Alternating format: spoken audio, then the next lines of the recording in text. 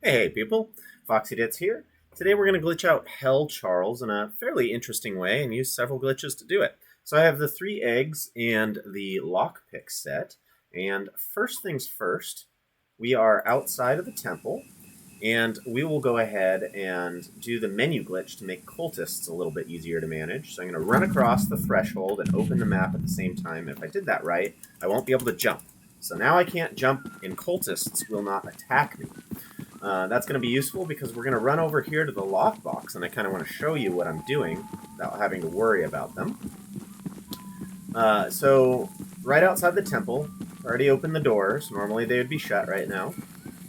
But off to the left of the entrance to the temple shrine area is this house. And when we walk into it, you'll see that it has a lockbox. And so we're going to do the lockbox glitch here. Normally, when you enter a lockbox, you can't move until you complete it or exit out of it. But if you press and keybind the interact key to an actual keyboard key for this, if you press interact and menu at the same time, you'll see that I've opened the menu, but I'm in the lockbox minigame. But when I press continue, the game thinks, oh, he's pressing continue, re-enable his controls.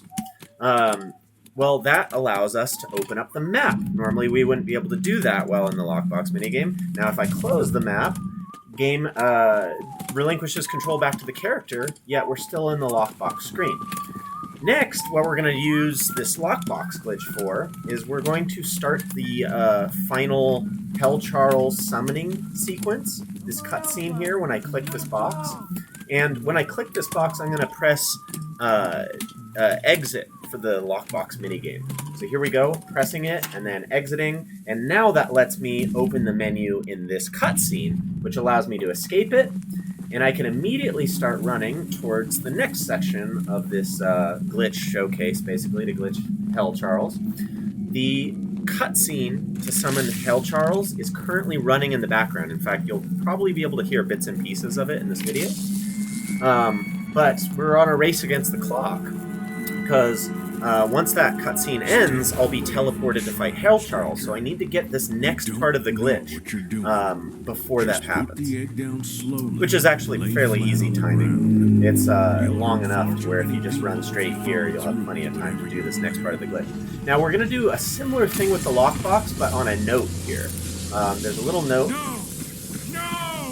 and I'm going to open the menu and the note at the same time, close the menu, run over to this guy here, close the note, press M to exit, and now I press tab and I summon into Hell Charles' fight while the conversation with Theodore is open. Now, while you're in an NPC dialogue, Charles is programmed to stop all activity. Basically, he can't move while I'm in this dialogue. So I'm going to take advantage of that and start beating the shit out of him. Now I'm just holding, where is he? Oh, he went behind the tree. So I'm just holding F. The lines of dialogue are still going.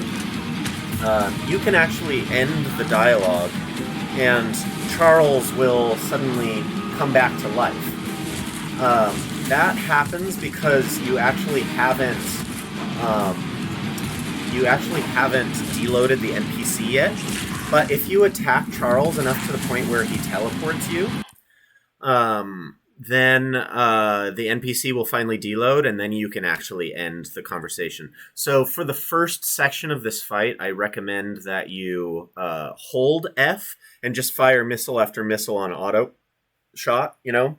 That way you're not progressing the lines of dialogue each time you press interact, or F is what I've bound it to. So anyway, yeah, just wait till he teleports for that first time, then you can cycle out a conversation and time your shots however you like.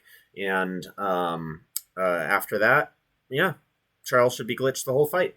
All right, see you later, everybody.